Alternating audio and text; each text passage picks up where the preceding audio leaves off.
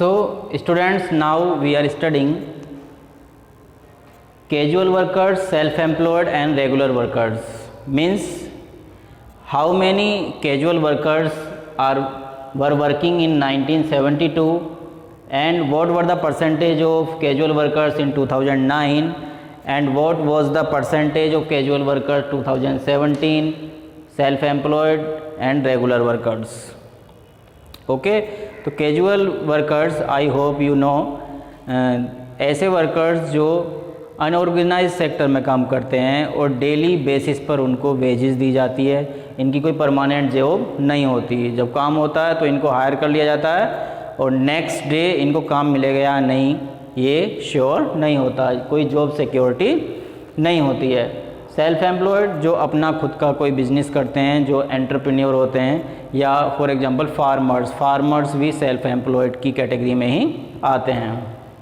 And regular workers जो government jobs करते हैं या जिनकी कंपनीज़ में जॉब्स होती हैं, परमानेंट जॉब्स होती हैं, तो उनको हम बोलते हैं रेगुलर वर्कर, जिनको परमानेंट सैलरी मिलती है। तो देखिए 1972 में 23% कैजुअल वर्कर्स थे, 23% of total employment. And in 2009 ये बढ़कर 33% हो गए। इसका मतलब क्या है कि 2009 में हमारी इकोनॉमी में बेरोज़गारी की कंडीशन और ज़्यादा ख़राब हो गई। और ज़्यादा मतलब ये कैजुअल वर्कर्स को आप रेगुलर एम्प्लॉयमेंट नहीं कह सकते, ये अच्छी कंडीशन नहीं होती है रोज़गार की अगर नज़र से हम देखें तो। एंड इन 2017 ये थोड़ा इम्प्रूव हुआ और 24.9% कैजुअल वर्कर्स हो गए टोटल एम्प्लॉयमेंट में। कितने परसेंट? 24.9% वर्कर्स कैसे थे? Casual workers. सेल्फ एम्प्लॉयड जो अपना बिजनेस करते हैं 62%। अब आप कहेंगे कि 1972 में तो बड़ी अच्छी कंडीशन थी इंडिया में, 62% लोग सेल्फ एम्प्लॉयड थे। तो देखिए सेल्फ एम्प्लॉयड थे, लेकिन सेल्फ एम्प्लॉयड यहाँ पर कोई ऐसा नहीं कि बहुत बड़ा बिजनेस चला रहे थे 62% लोग। ये वो वर्कर्स हैं जो फार्मर्स थे मोस्टली उस समय, क्योंकि उस समय ज़्यादातर प्राइमरी सेक्टर था, एग्रीकल्चर बेस्ड इकोनॉमी थी हमारी, तो इसलिए 62% ये ज़्यादातर शेयर किसका है? फार्मर्स का। और 2009 में देखिए ये कम होकर 44% हो गया और फिर ये इम्प्रूव हुई कंडीशन 2017 में और ये 52.2% हो गया, क्योंकि बहुत सारे गवर्नमेंट ने एम्प्लॉयमेंट जनरेशन, स्टार्टअप्स, इस तरह की जो प्लानिंग थी वो की और बहुत सारी यहाँ पर योजनाएं चलाई गई, तो इस तरह से ये इम्प्रूव होकर 52.2% हो गया। And regular workers in 1972 were 15%, only 15% people were regular workers in 1972। तो देखिए कितनी कंडीशन ख़राब थी उस समय। And in 2019 only 16.8%। और 2017 में अगर हम बात करें तो 22.8%। मीन्स अभी भी कोई सिचुएशन ज़्यादा इम्प्रूव नहीं हुई है। ज़्यादातर देखिए इकोनॉमी में होना क्या चाहिए, जो एम्प्लॉयमेंट है वो रेगुलर वर्कर्स ही होने चाहिए। रेगुलर वर्कर्स में देखिए परमानेंट जॉब होती है, सैलरी टाइम टू टाइम मिलती रहती है, या फिर सेल्फ एम्प्लॉयड होने चाहिए, और ये कैजुअल वर्कर्स कम से कम होने चाहिए। तो इस तरह से आप कंपैरिजन करके इसको समझ सकते हैं बड़ी आसानी से।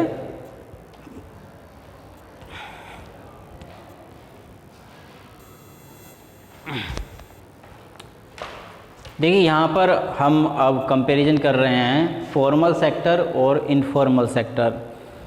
इकोनॉमी में दो सेक्टर होते हैं। एम्प्लॉयमेंट को हम 2 कैटेगरीज में क्लासीफाई कर सकते हैं। Number first is formal sector, the people who are working in formal sector, and the people who are working in informal sector.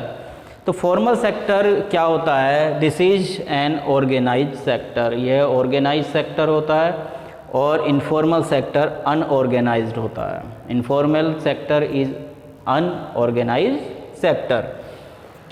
Formal sector में social securities, the employee the workers who are working in formal sector are entitled to get social securities like pension, provident fund, gratuity and regular salary. But in informal sector, the people are not entitled to get social security like provident fund, gratuity, regular salary, etc. Formal sectors के example हैं like government department जैसे कि for example DM office, registrar office, these are the examples of formal sector, in tehsil etcetera. And public enterprise, और जो PSU हैं, public sector की जो undertaking हैं, जैसे कि फॉर एग्जांपल बीएसएनएल, ONGC, तो इसमें जो लोग काम करते हैं, इंडियन ऑयल एट्सेट्रा, सो SAIL, तो ये जो कंपनीज़ हैं इनको हम बोलते हैं पब्लिक सेक्टर एंटरप्राइज. इनमें जो लोग काम करते हैं उसको हम बोलते हैं formal sector. And private establishment, और ऐसी प्राइवेट कंपनी, ऐसी प्राइवेट अंडरटेकिंग जहाँ पर 10 लोग काम करते हैं और 10 से ज़्यादा, कम से कम 10, मिनिमम 10 लोग आर वर्किंग देयर और मोर देन 10 वर्कर्स. तो ऐसी प्राइवेट कंपनी जहाँ पर रेगुलर 10 या 10 से ज़्यादा लोग काम करते हैं, जो 10 या 10 से ज़्यादा लोगों को रोज़गार देती है, परमानेंट उनको सैलरी देती है, प्रोविडेंट फंड उनको प्रोवाइड किया जाता है, ग्रेजुइटी प्रोवाइड की जाती है, तो इसको हम बोलते हैं फॉर्मल सेक्टर. और जो लोग फॉर्मल सेक्टर में काम करते हैं उन लोगों को हम बोलते हैं formal worker. What we call them? Formal worker. तो देखिए, ये can not form trade unions. Informal sector में जो वर्कर्स होते हैं ये ट्रेड यूनियन नहीं फॉर्म कर सकते, ट्रेड यूनियन नहीं बना सकते हैं. अपनी जो डिमांड है वो गवर्नमेंट के सामने या फिर जहाँ पर काम कर रहे हैं उनके सामने वो अपनी डिमांड नहीं रख सकते. लेकिन फॉर्मल सेक्टर में चाहे प्राइवेट हो या पब्लिक, ये वर्कर्स अपनी ट्रेड यूनियन फॉर्म कर सकते हैं, अपनी डिमांड गवर्नमेंट के सामने कर सकते हैं. तो ये can form trade unions. Trade unions ये लोग बना सकते हैं. Okay. Unprotected from labour laws, और लेबर लॉज से ये अनप्रोटेक्टेड होते हैं, इनके लिए कोई भी लेबर लॉ अप्लाई नहीं होता. Only and only one labour law apply होता है इन लोगों के लिए, that is minimum wages act. Minimum wages act की कम से कम सैलरी एक वर्कर को कितनी मिलेगी एक दिन में, पर डे वेजेज कितनी होनी चाहिए, यह कानून तो इनके लिए बना है और इन लोगों के लिए और इससे अलग कोई कानून नहीं है जो इनके अधिकारों की रक्षा कर सके. तो इसलिए देखिए, मार्केट में जो अनसर्टेनिटीज होती हैं, जैसे आजकल कोरोना वायरस आ गया तो बहुत सारे लोगों की जॉब्स चली गई, तो सबसे ज़्यादा जो नुकसान हुआ है इसमें इनफॉर्मल सेक्टर में काम करने वालों को हुआ है. इन लोगों की 70% लोग अनएम्प्लॉयड हो गए इस समय. तो मार्केट में जब भी बुरा समय आता, अनसर्टेनिटीज आती है, रिसेशन आता है, तो उस समय इनफॉर्मल सेक्टर को ज़्यादा नुकसान होता है. लेकिन जो परमानेंट जॉब्स हैं, जिनकी फॉर्मल सेक्टर में जो लोग काम कर रहे हैं, इनको कम लॉस होता है क्योंकि इनके पास लेबर लॉज से ये प्रोटेक्टेड होते हैं. ये लोग कोर्ट में जा सकते हैं और ये एक्शन ले सकते हैं कंपनीज के अगेंस्ट. जो organisation in which they are working, if they are not providing proper and permanent salary, regular salary to these people, then they can take the action against that organization.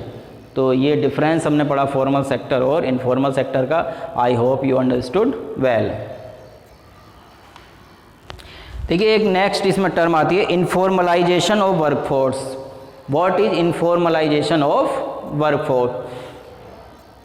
जब formal sector में जो लोग काम कर रहे हैं वो उनका नंबर, उनका परसेंटेज डिक्रीज होता है, टेंस टू डिक्रीज. इनका जो परसेंटेज है वो डिक्रीज होना शुरू हो जाता है. And the people who are working in informal sector, उनका परसेंटेज टेंस टू इंक्रीज, इनका परसेंटेज इंक्रीज होना शुरू हो जाता है. So this is called informalisation of work force. Means formal sector धीरे धीरे कम होता शुरू हो जाता है और इनफॉर्मल सेक्टर बढ़ना शुरू हो जाता है. तो इसको हम बोलते हैं इनफॉर्मलाइजेशन ऑफ वर्कफोर्स.